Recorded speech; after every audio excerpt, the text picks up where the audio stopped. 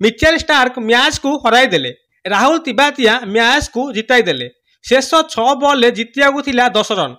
15तम over रे Mitchell Starc को Jos Buttler मारले 6टी बॉल 5टी चौका। दर्शक बंधु गतकाली खेला दिल्ली गुजरात मैच रे दिल्ली प्रथमे बैटिंग करी 20 ओभर रे 8 विकेट हराई 203 रन करथिला। जवाब रे जॉस बटलर को धुआंधार 54 बॉल रे 97 और राहुल तिवातिया विनिंग शॉट 3 बॉल रे 11 रन सहायता रे गुजरात 19.2 बॉल रे 3 विकेट रे 204 रन कर जीति नेछि।